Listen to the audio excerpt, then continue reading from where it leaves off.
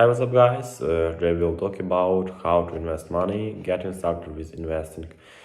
Today we'll talk of 5 steps. First steps, your style. How much time do you want to put into investing with your money? Second steps, your budget. How much money do you have to invest?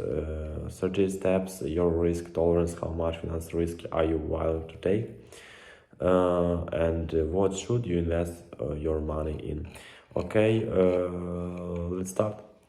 First of all, congratulations, investing your money is the most reliable way to build wealth over time. If you're a first-time investor, we're here to help you get started. It's time to make your money work for you. Before you put your hard-earned cash into an investment vehicles, you need a basic understanding of how to invest your money in the right way. However, there is no one-size-fits-all answer here.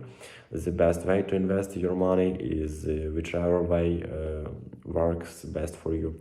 To figure that out, you will want to consider your investment styles, your budget, and your risk tolerance.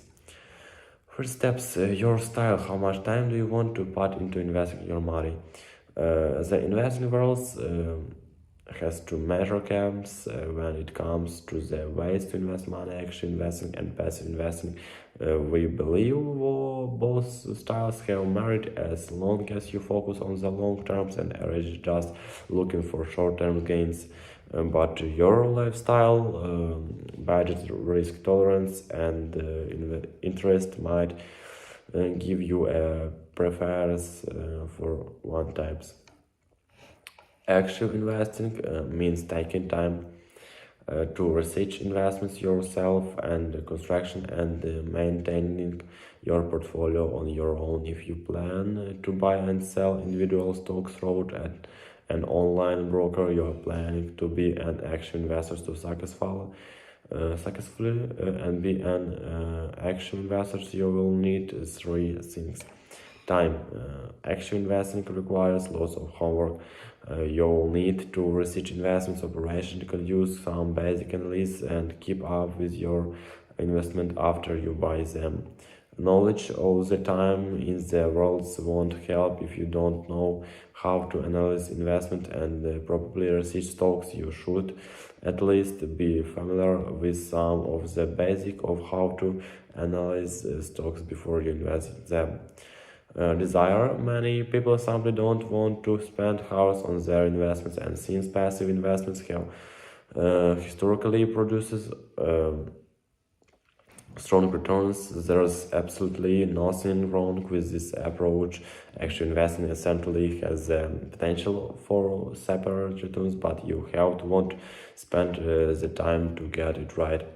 On the other hand, passive investing is the equivalent of betting an airplane on autopilot versus flying in naturally. You will still get good result over the long run, and the effort required is fast less. In a nutshell, passive investing includes putting your money to work in investments vehicles where someone else is doing the hard work.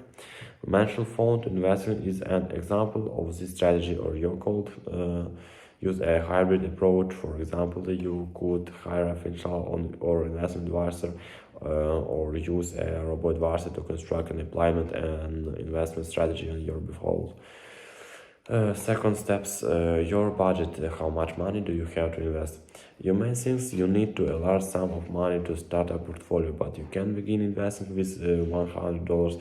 We also have great ideas for investing $1,000, and the most of money you're starting with isn't the most important thing. That making sure you're financially ready to invest and that you will investing money frequently over time. One important step to take before investing is to establishment an emergency fund. This is cash set aside in a form that makes it available for quick withdrawal. All investments, whether stocks, mutual funds, non-real estate, have some level of risk, and you never want to find yourself forced to divest or sell this investment at a time of need. The emergency funds is your safety net to avoid this. Most financial planners suggest an ideal amount for emergency fund is enough to cover 6 months worth of expenses. While this is essentially a good target, you don't need this much to set aside before you can invest. The point is that you just want to have sell your investments every time you get a flat tire or have some other unforeseen experience pop up. Related, how to invest $10,000. It's also a smart idea to get rid of any high interest debt before starting to invest. Things of this ways, the stock market has historically produced returns of 9 for 10% annually over long periods. If you invest of money, these types of returns and simultaneously pay 16 or 18% or higher APS to your credits, you're putting yourself in a position to lose money over the long run. Your risk tolerance. How much financial risk are you willing to take?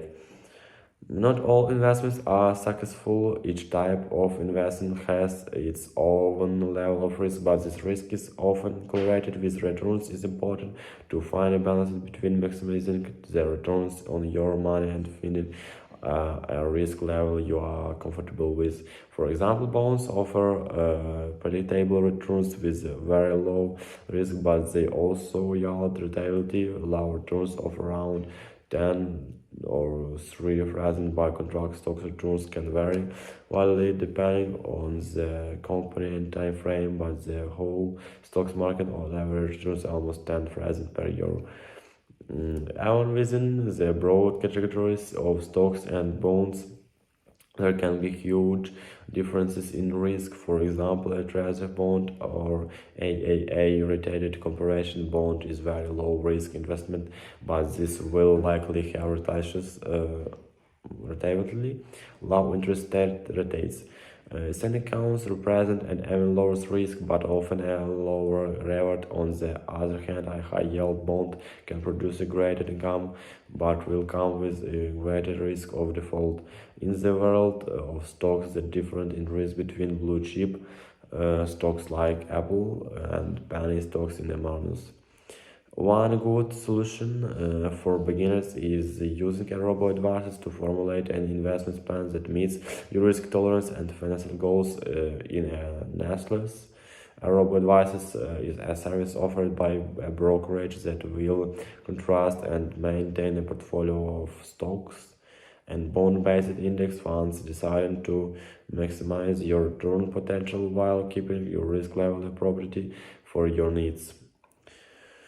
For example, if you have a relatively high risk tolerance as well as the time and desire to research individual stocks and to learn how to go into do, that could be the best way to go. Okay, that's all. Goodbye.